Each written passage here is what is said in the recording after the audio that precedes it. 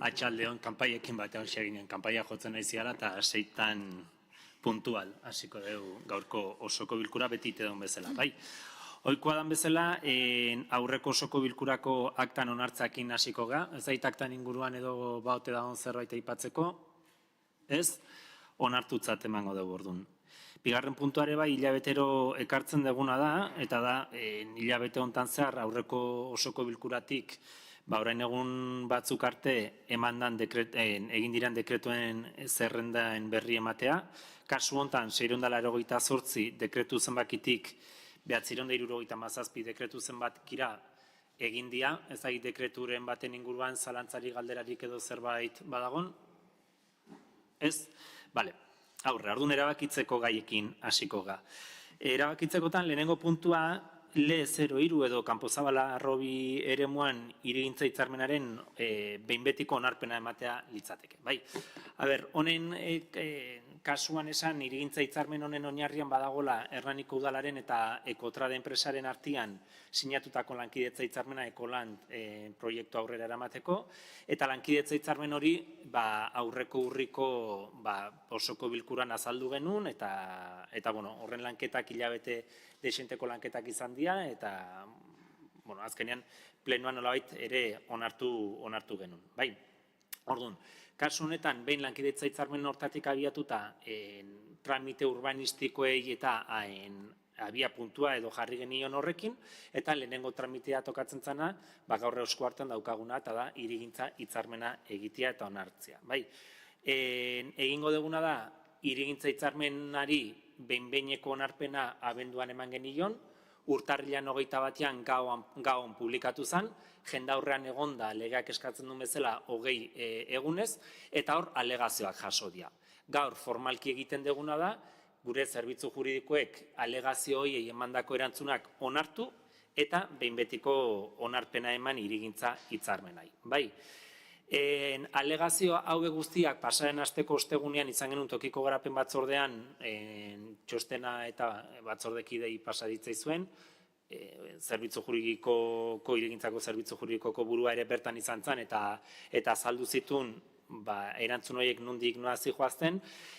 Ez naiz, txosten potolo bada, oso juridiko eta teknikoa da, eta banan-banan esplikatzen naiz hasiko, nola baitere, aipatu nondik noa jundian alegazio hauek.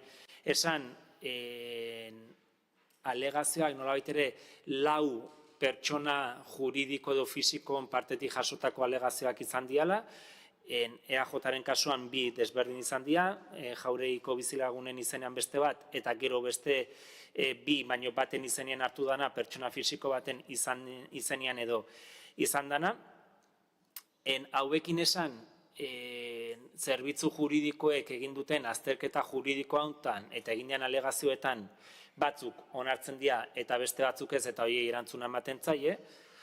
Onartzen dianen kasuan, kasu batean, espainolezko bertsioan akats batzuen eta zuzenketa hori egingo da.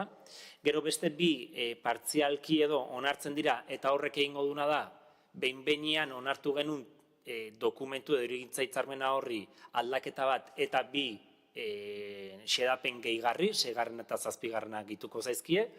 6. eta 7. hauek dira nolabait ere alegazio batetik jasotako ekarpenak edo sartzea. Baten kasuan, 6. dagokionez, txertatuko dana da, EAJaren eskariz, txertatuko dana da, nolabaiteko lako testu bat. Ingurumen baimena izapidetzean, Jauregi bailaran, aire atmosferikoaren kalitatea neurtzeko estazio bat instalatzeko eskatzea Eusko Jaurlaritzari. Eta 7. xedapenean, hau bizilagunen elkarteak edo aipatzen zuen, nolabaiteko obligazioak edo hartzen aiotezan Hernaniko udala gero kontrara etorri zitezkenak edo, orduan, txertatzen dana da, nolabait, etzan juridikoek ez zuten aurre ikusten hori hola zenik, baina lasaitasunerako edo remarkatuko litzateke 7. xedapen gehigarrian, esanez, hitzarmenean aurre ikusten den arau subsidiarioaren aldaketa puntuala onartuko ez balitz, Ekotrade enpresak uko egiten diola edo zen erreklamazio egiteari. Orduan, egin dian alegazio guztietatik aldaketa horiek txertatuko dira behin-behineko testu horretan. Gainontzeko alegazioei dagokionez banan-banan erantzun zaie, gaur onartzen ditugunean alegazio gile guztiri berearen erantzuna bidaliko zaie. Ezeztearen arrazoiak oso gainetik, aipatzearren, kasu gehienetan egindian alegazioak etzetu zen bat irigintza hitzarmenak daukan izaera juridiko eta irismenari, alegazio horiek igual aurrerago datozen prozesuetan egin beharrekoak zean eta ez irigintza hitzarmenari, eta gero beste kasu batean, eta txostenean hala aipatzen du sinatu duen teknikariak ere, kasu batzutan iritzi emate batzuk ere bazauden, esaten dutena, teknikoki ez dagokiela horiei erantzutia. Orduan, esandakoa gaur egiten duguna da, alegazio horien erantzunak onartu dian alegazio horietatik behin-behineko testuari aldaketa horiek txertatu, eta behin-betiko testua onartuko genuke. Honen ingurun pentsatzet nahiko dela zerbait aipatu ingo dugu, talde politikoen erronda iriki, beti bezala txikitek hasita, Elkarrekin Podemos. Kaixo, arratsaldeon. Bueno, nuestro grupo desde el principio ha expresado su desacuerdo en poner una planta de tratamiento de suelos contaminados de excavaciones de obras mediante la técnica de biorremediación en Jáuregui. No solo por las razones que ya son conocidas, como pueden ser que es un entorno rural, se van a construir 5 edificios de aproximadamente 10 metros de altura, afectando a una zona de más o menos 30.000 metros cuadrados, si es que no son más. Que el tránsito de camiones va a ser insostenible para la tranquilidad de la vida de las personas que viven en Jáuregui y las que paseamos muchas veces por ese entorno, o por las posibles filtraciones que se puedan dar en los suelos y que terminen contaminando los acuíferos de la zona. Ahora nos encontramos con que se van a poner medidores de aire con unos filtros especiales. Esto, lejos de tranquilizarnos, nos preocupa aún más, ya que implica que el Ayuntamiento sospecha que puede haber también otro tipo de contaminación, por todo lo cual nosotras nos mantenemos en votar en contra. Eskerrik asko, Euskal Sozialistak, eta zerbait esateko badaun. Eztabaida hau ja izan genuen orain dela hilabete batzuk. Uste dut alderdi guztiek gure jarrera bertan azaldu genuela, eta bakarrikan esatea, batzordean esan nuen bezala, orain hau hitzarmena bakarrikan dela, uste dut alkateak ez duela komentatu, hemendikan aurrera ja plangintza edo moldatu behar baldin bada, planeamiento urbanistiko eta prozesu guzti hori hasiko dela, baita ere prozesu horretan alegazioak eta neurriak jarri behar baldin badea jarriko dira, eta ikusiko dugu, prozesu hori burutzen dan edo ez dan burutzen. Eskerrik asko, EAJ. Arratsaldeon, alkateak esan bezala, guk bi alegazio sartu ditugu, onartu dira, eta pauso berri honetan, izapidearen pauso berri honetan, aurrera egiteko beti hobekuntzak sartzen saiatu gea, eta horrela jarrituko dugu, hurrengo pausoetan. Eskerrik asko. Gauza askoik esateko ez, aipatuan kezkaren inguruan eta esan Hernaniko udalaren bai arlo politiko eta teknikotik eta udal gobernuaren partetik ez dagoela kezka eta ez dela horregatik txertatzen klausula hori, alegazio bat egon dalako eta juridikoki ontzat ematen dalako, baina lehen aipatu dana, hemen importante da jakitea kontu urbanistikoa arautzen ari gala momentu honetan, edo nolabaiteko oinarri bat jartzen, baina honek tramite luze bat badaukala bere ingurumen inpaktu guztia baloratuko duna ingurumen organak hau da Eusko Jaurlaritzak. Proiektu guztia enpresak osatu beharko du, eta Jaurlaritzak neurtu beharko du hori guztia. Eta hau ez dela inungo kezkatik egiten, baizik eta ekarpen bat eginda, ontzat ematen dana, eta inkorporatzen dana, baina gero, ingurumen ebaluatzaile organoa da Eusko Jaurlaritza izango dela, erabakiko duna, hau jartzen duen edo ez, azkenean berak neurtzen ditulako edo jartzen ditulako baldintza horiek guztiak. Baino, kezkatik baino, eta baita bizilagunei lasaitasuna transmititzeko, eta gero modu garden batean jokatzeko, eta gardentasunez datu guztiak izateko, eta ez bakarrik eremu hortan ekolan proiektua martxan jartzen dalako, baizik, zenbat eta aire neurgailu gehiago gure herrian ere uste dugu positiboa badala, baditugu 3, okerrez banago jaba daudenak, eta zenbat eta gehiago edukin ikusten gure herriaren realitatea erakutsiko digutela eta positiboa dela. ezagik bigarren ronda bat beharrezkoa ote dan, bizilagun batzuk bazaudete, ez dakit zerbait aipatu edo nahi dezuen, hitza emateko aukera badago, bestela gu bozketarekin jarraituko dugu. Bai, mikroa eta aktan jasota gelditu dadin izena bizenak, eta norbaiten ordezkaritzan balin bazatoz, zenen ordezkaritzan zatozen. Ez, Maria G. Azpiolea Paulaza, ez nago inonen ordezkari bezala, bizilagun bezala, jauregiko bizilagun bezala, bi gauza bakarrekan, eskerrak ematea udalari, prozesu luze, borroka luze honetan, asko ikasi dudalako. Amari galdetu zergatik du izena Kanpozabal eremua, Kanpozabalko arrobia, Kanpozabal baserria hangoiko muturrean baldin badago, eta azalpenak. Kanpozabal, arrobia eraiki zutenean, zintzilik gelditu zelako, erortzea arriskuan eta berria guk etxean oraindik Kanpozabal deitzen dieguna, gaur egun Zubillagenea dena. Prozesuan asko ikasi dut, hori, inguru giroan batzuk ikusi ditu desagertzen, gurasoek ikusi zuten desagertzen Mari Joandegi, Limori, beste baserri batzuk, bai, nik ikusi ditu desagertzen Ekogor, Galarreta eta beste batzuk, eta hortan darraigu. Eta orain berriro ere, plangintza honek errepidea pasako da dagoen belardi txiki batek, belardi gutxi horietako batetik, eta gero eta gehiago dira, belardiak lehen ziren garaian, errepide, makroinfrastruktura eta gainontzeko. Gaur berriro ere, boletinean azaldu da, bila inguru horretan berriro ere, anaiari esan diot, bai horlen pepeneko argiak ibiltzen ziren bazkan.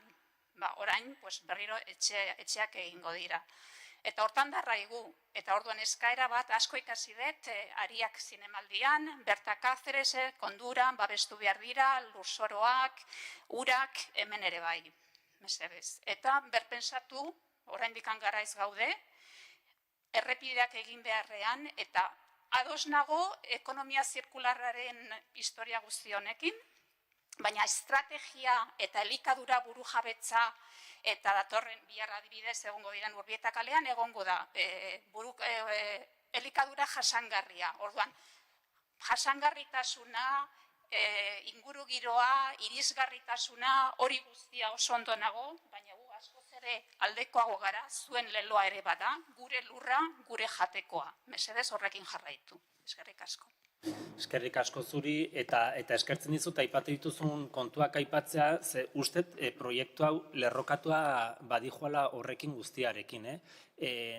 Ekolan proiektua badijoalako aurretik asko eraldatutako lurzoru batian, eta horren berreskurapena, eta legeak eta ekonomia zirkularrean oinarrituta eta olako proiektuak olako lurgunetan jartzea lehen estendulako, eta esaten duzu bere garaen Arrobia eta Kanpozabal zatik izena duen, eta zintzili gelditu zala bere garaian, esku hartze honi esker gaur egun ere pareta hori hobeto utxiko da. Arazo batzuk badaudelako eta proiektuan eta aurrekoan ere batzordean esan genizuen, jarraipen batzordea ere jada martxan dago eta bizilagunen ordezkaritzak ere parte hartu du eta horrera aipatu genuen. Oandik proiektuaren erredakzioa falta da, horren guztiaren tramitazioa eta hor proiektu hoia zehatz matze egiten danean ikusiko dira egingo dian esku hartzak eta esku hartze horiek beti izango dira gaur egun, Kanpozabal eremuan dagoen, gaur egungo egoera hobetzeko, bai paretaren eta bere garaien egintzean betelanei begira, baita lurrazpen dagoen akuiferoai begira.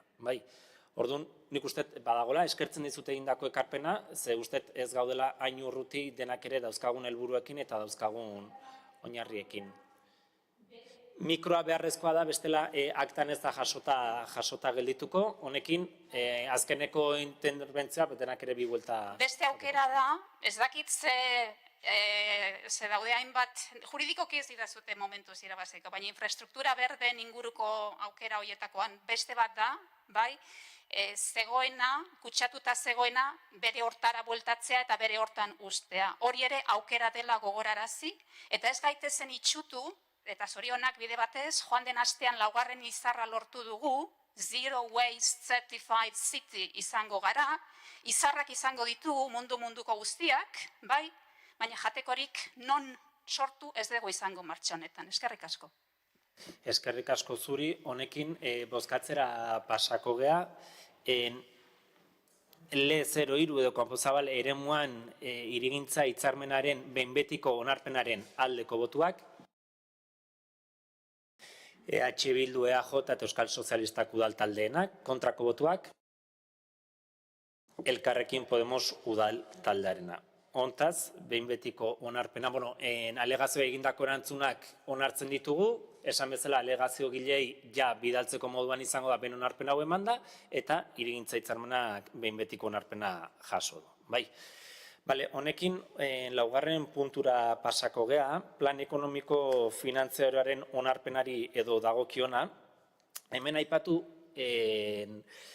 2/2012 lege organikoaren baitan hartu beharreko neurria dela, arau fiskalen legea da, hau bada, 2012an bazan krisi bete-betean zegoenean, eta Espainiatik hartu zen edo erabaki izan lege bat, administrazio publikoan nolabait ere bere gastua eta kontrolatzeko legea izan zen. Lege honek markatzen duna da, administrazio publikoak kasu honetan udal batek zenbat gastatu dezaken, tope bat, eta urte batetik hurrengo urtera egin dezaken gastua zenbat igo daiteken. Hemen egia da lege hau sortzen dela bazialako udal batzuk krisi sakonak zutenak eta zorpetze ikeragarria zutenak, baina lege honek ez du diskriminatzen egoera ekonomiko larria duten udalen edo ez daukagunen artean, bai? Eta denak bete behar dugu. Kasu honetan, 2024tik 2025erako aldaketa hortan, 2025ean gure gastua handiagoa izan da eta ez du lege hori bete, lege horrek markatzen zuen portzentaia baino gehiago izan da gastua, eta honekin 1/2013 foru arauak esaten duna da, gastu arau hori betetzen ez balin badegu, 2 urtetarako plan ekonomiko finantzero bat prestatu behar degula, osoko bilkuran onartu behar degula, eta aldundiari aurkeztu behar diogula. Orain arte, edo orain urte gutxi arte aplikatu ez dan kontu bat da, batetik pandemia garaian salbuespen egoran ginen hartan, lege honen aplikazioa eta bertan bera utzi zalako, eta bestetik, Gipuzkoan eta Hego Euskal Herriko 4 lurraldetan salbuespen bat bazegon lege hau interpretatzeko garaian. Eta salbuespena zen, inbertsioak edo gastuak egiten bagenitun aurreko urtetatik gerakinean genuen diruarekin, hau da, udalak jada zeukan diruarekin, horiek ez zuten konputatzen gastu arauari begira. Salbuespen hori aplikatzari utzi dio Gipuzkoako Foru Aldundiak, eta ondorioz, herri asko gea, plan ekonomiko finantziero hau onartu behar deguna. Gaur-gaurkoz, iaz eta 2026an ja ofizialki onartu degunak, 21 herri bagaude, tamaina desberdinetakoak. Bai. Honekin zer egiten dugu? 2 urtetarako plan bat, nun udalak izango ditun diru sarrerak eta gastuak definitzen ditugun. Honek esan nahi du gastu araua gainditu izanak edo bete izanak esan nahi du gehiegi gastatu degula? Ez, inondik inoare ez du hori esan nahi. Esan nahi du zerbitzuak kasu honetan hobetu ditugula, gure kontratuak, zerbitzu kontratuak igoerak izan dituzte batetik, zerbitzuak handitu edo betu ditugulako beste kasutan, eta etxez-etxeko zerbitzuak harri nahi gora, langileen baldintzak asko betu ditugulako, eta bestetik batez ere 2025an igoera hori izan da, inbertsio errealen ejekuzioa asko handitu delako. Proiektuak, inbertsioetarako proiektuak 2024ekin konparatuz ejekuzioa ia bikoiztu eginda. Orduan, horrek ez du esan nahi jarduna egokia izan ez danik, baloratuko nuke gaina jarduna oso egokia izan dula urteetan eta jarrituko dula izaten Hernaniko udalak, honek daukagun zerbitzu estaldura emateko aukera ematen digulako, herrian dauden beharrei, inbertsioi beharrei erantzuteko aukera ematen digulako, eta epertenean ikusten dian inbertsio potoloak egiteko aukera realak badaudelako eta egingarritasuna ikusten dalako, ez? Orduan, egin genuen azan orain dela aste batzuk batzordean aurkeztu genuen plan ekonomiko finantziero hau, pasaren astean antolakuntza batzordean ere diktaminatu genuen batzordera osoko bilkurara ekartzeko, hor dago egiten den diru sarreren aurreikuspena, hor diru sarrerak azkenean udal baten finantzazioa oso lotuta dago egiten den zergen eta zerga eta tasen eta Jesus esango, eta foru aldundiak egiten duen ekarpenen araberakoa da. Ekarpen hori zuzenean lotuta dago egoera ekonomikoari, egoera ekonomikoak lotuta dago mundu mailan dauzkagun erronkekin ere, ez? Arantzelak diala, gastu mugak diala, eta horiek guztiak eragiten dute zuzenean, baina txostenean teknikokia aipatzen dena da, Hernaniko egoera ekonomikoa establea dela, udalaren egoera ekonomikoa establea dela, eta Hernanin dagoen ehun industrialak ez dela aurre ikusten dela, alegia daukan sendotasun horri eustia, eta nolaite udalaren diru sarrerak ere bermatuak egotea. Beti ere zurtzia irizpide batekin, ez? Aurre ikusten dena da ere eskatu ditugun diru laguntza guztiak erabiltzeko moduan izango gala, eta ez ditugula itzuli behar izango eskatu ditugun proiektuen erritmoak egokia izaten ari dalako eta betetzen ari galako. Eta gero, 2 urtetarako egin dugun, proposatzen dugun plan honetan martxan ditugun zerbitzu guztiak mantenduz aparte egiten dugun inbertsio plana da, eta inbertsio plan honetan 4 irizpide garrantzitsu hartu ditugu, ez? Auzoak dituzten beharrak eraberritzen edo beharroiek kubritzen jarraitzea, irisgarritasunari lehentasuna ematea, ekipamendu publiko berri zein ditugunak egokitzea, iruditzen zaigulako ekipamendu publiko sare potente eta garrantzitsuat eukitzea Hernaniko udalak edo ez udaleko oso garrantzitsua dela, azkenean unibertsaltasuna eta irisgarritasuna eskaintzen delako herritar guztiei, zerbitzuekin batera, eta bestea mundu mailan daukagun erronka udaletik erantzuten ari gana trantsizio energetikoa, ez. Partida desberdinak ditugu proiektu honetara, bideratuak batetik energiaren aurrezpena edo kontsumaren aurrezpena egiteko, eta bestetik energia berriztagarria ekoizteko ere, ez. Orduan, honek guztiak jarraitzen du legegintzaldiko planaren printzipioak erantzuteko moduan, 2 urtetarako 21 milioi inguruko inbertsiotarako kapazitatea izango dugu, naiz eta plan ekonomiko finantziarean egon, eta hoxe da pixka bat azalpena. Ez dakit honen inguruan zerbait aipatzeko galderarik edo zalantzarik badagon, nik hola azalpena, gero zerbait zatzagoa balitz, batzordan ere kontuhartzaileak azalpena emantzun, eta zerbait balitz ere hemen erantzuteko moduan izango gineak. Ez dait, Elkarrekin Podemos sozialistek ez, EAJak bai, ez dare. Zuzenean bozkatzea pasako ga. Plan ekonomiko finantzariaren onarpenaren aldeko botuak, EH Bildu, EAJ eta Euskal Sozialistak udal taldeenak, kontrako botuak, ez dago kontrako botorik, eta abstentzioak Elkarrekin Podemos udal taldearenak. Hontaz, plan ekonomiko finantzera onartuta gelditzen da. 5. puntura pasako gea, kasu honetan Hernaniko udaleko zarata mapa eguneratuaren behin betiko onarpena litzateke eta Ainarak egingo dugu azalpena. Kaixo arratsaldean. Zarata maparen behin-behinekoa onartu genduen eta jende aurrean egon da. Denbora guzti horretan ez dagoen alegaziorik, orduan ekartzen dugun zarata mapa gaur hemen pasauzan behin-behineko berdina da, aldaketa barik. Eta honekin oin, zarata mapa honek emoten duzkun informazioaz honekin oinarrituta datozen hilabeteetan helburua da ekintza plan bat egitea. Ekintza plan horretan zarata gutxitzeko zer neurri hartu behar diren zehaztu eta praktikan jartzeko pausoak emateko ekintza plana izango da. Adibidez, espantaia jartzea eskatzea, trafikoaren kudeaketa, abiadura murrizketak, trenbide eta industria eremuan trataera espezifikoa, hiri zerbitzuen ordutegiak egokitzea, aisialdigunen kontrol neurriak eta horrelakoak. Orduen, esan dagoa, zarata mapa behin onartuta, ekintza planarekin hasiko gara. Eskerrik asko, Ainara, ez daitu honen inguruan, zerbait aipatzeko, zalantzarik edo, ez, zuzenean bozkatzera pasako ga orduan. Hernaniko udaleko zarata mapa eguneratuaren behin betiko onarpenaren aldeko botuak,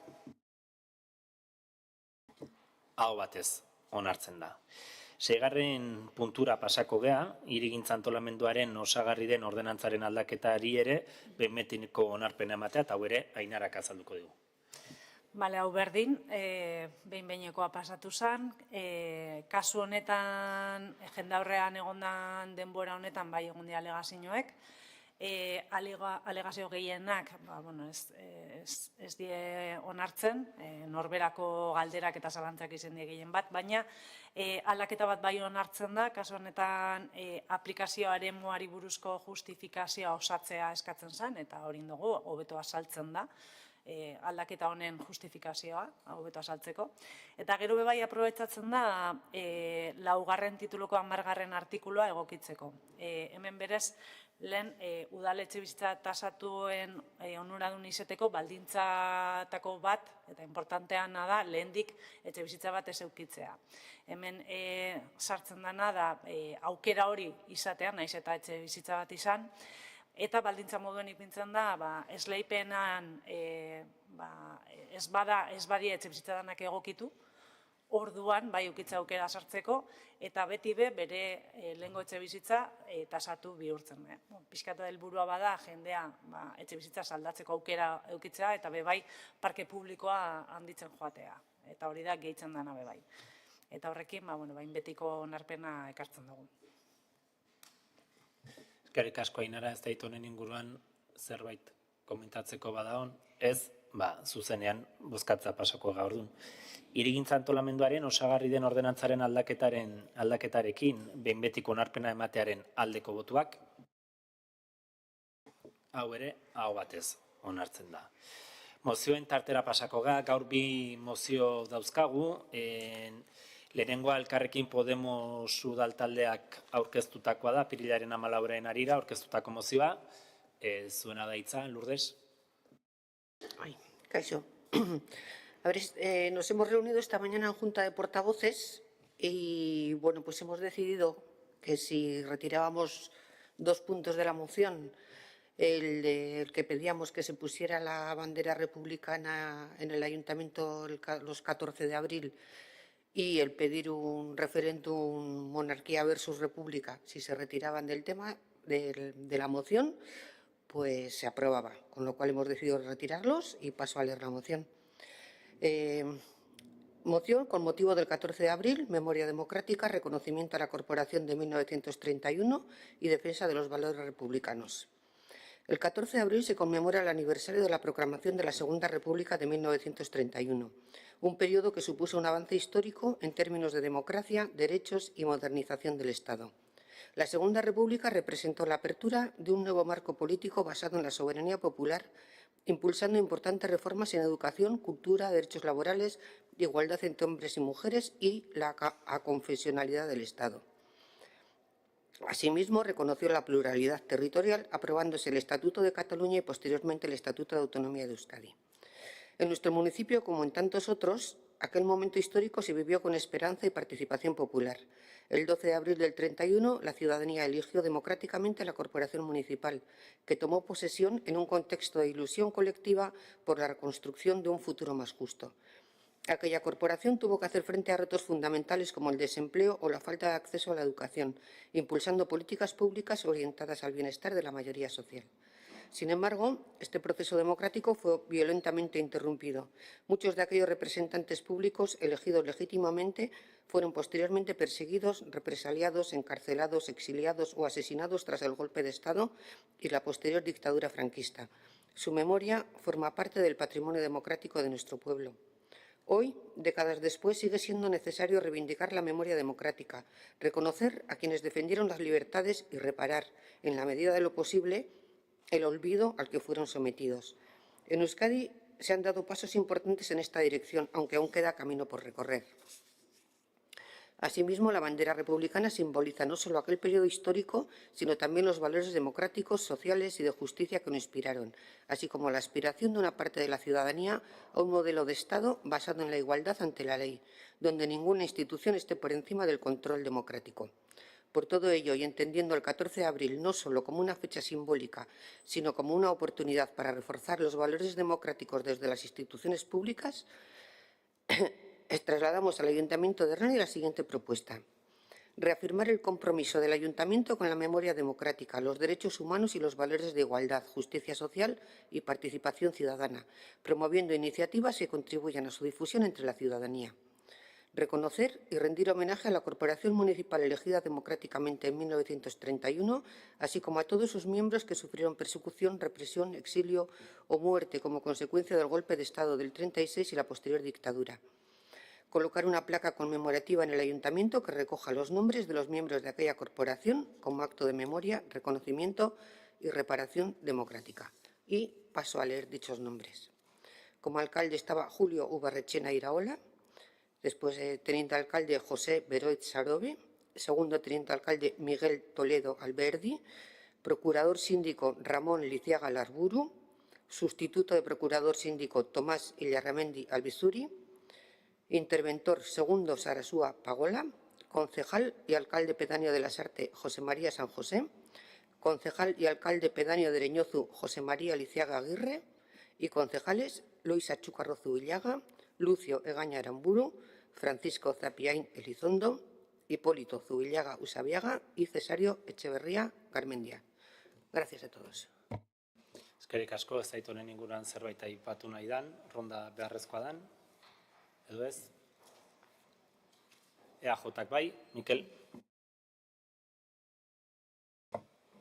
Bai, Lourdes izan duen zela, adostu dugu, hiru puntu horiek bozkatzea. Bueno, komentatu egoitzea, baina pixkat azaltzeko, jende aurrean azaltzeko, arrazoi azalpenetan ez gaude guztiz ados, adibidez ez da isladatzen guretzat egokiago litzateke lurralde aniztasunaren,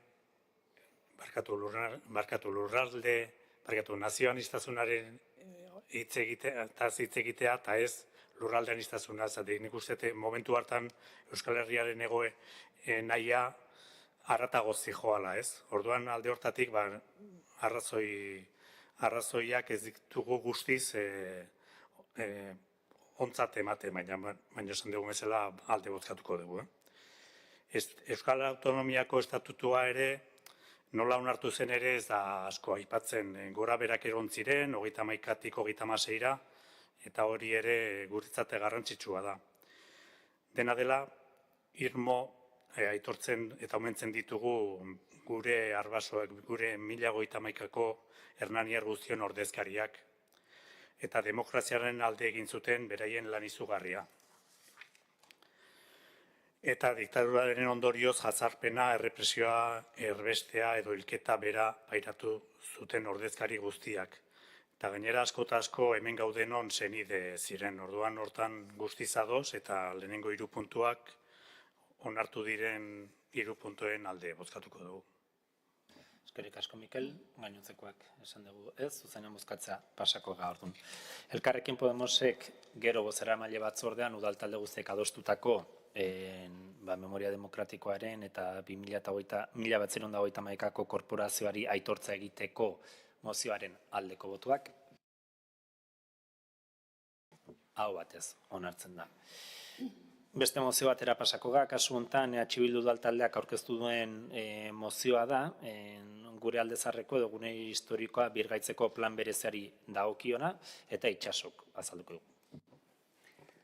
Ados. Hernaniko udalak azken urteetan lan sakona egin du gune historikoa birgaitzeko plan bereziaren edo pertx bezala ezagutzen dugunaren lanketan.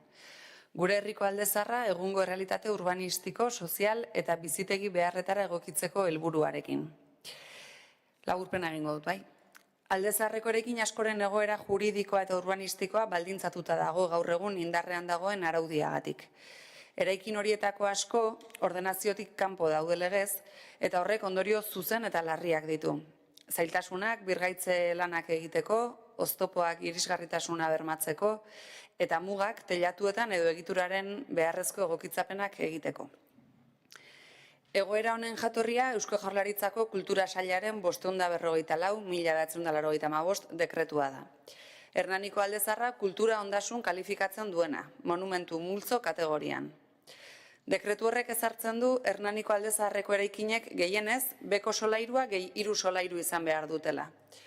Hala ere, arau hori onartu zenean 1985ean, Gaur egun ordenazioz kanpo dauden etxebizitza horietako asko jada existitzen ziren eta gainera udal lizentzia bidez eraikiak izan ziren. Horren ondorioz, gaur egungo araudiak egoera paradogiko eta bidegabeat sortzen du. Bere garaian legez eraikitako etxebizitzak gaur egun mugatuta daude, ezin baitira behar bezala egokitu ez da hobetu ere. Egun 40 eraikini eragiten die ordenazioz kanpo izaera horrek Hernaniko Aldezarrean. Horien artean 82 etxebizitza dira egoera juridikoa eta urbanistikoa baldintzatuta dutenak. Eta gaur egun horietan 175 pertsona daude erroldatuta. Mozio honek dionaren arabera beharrezkoa da gure ustez gaur egungo errealitate urbanistikoa eta soziala aintzat hartuko duen marko malguago bat ezartzea eta bereziki legez eraikitako etxebizitzen erregularizazioa eta egokitzapena ahalbidetzea. Ez gaude soilik arau tekniko bat aldatzearen aurrean, etxebizitza eskubidea bermatzeko, herritarren bizi baldintzak hobetzeko eta gure ondarea errespetatzeko urrats bat emateaz ari gara. Ondorioz, azaldutako guztia kontutan hartuta, Hernaniko osoko bilkurak honako eskaera luzatzen dio Eusko Jaurlaritzari. Indarrean dagoen araudia, zehazki 1985ko dekretua, berrikusi eta eguneratu dezala. Hernaniko Aldezarraren benetako egoera islatzeko. Hori da aurkeztu duguna. Eskerrik asko Itxaso, ez da honen inguruan zerbait aipatzeko badagon. Ez? Zuzenean bozketara pasako gardun. EH Bildu taldeak gune historikoa birgaitzeko plan bereziaren inguruan aurkeztutako mozioaren aldeko botuak. Hau batez onartzen da ere. Honekin orduan azkeneko puntura goaz, galde eskaeren puntura, ez da galde eskaerarik baute dagon. Ez, ez balin badago, hemen txemango jo amaiera Apirileko osoko bilkurari eta maiatzeko berriz elkarrekin ongo da. Ondo segi.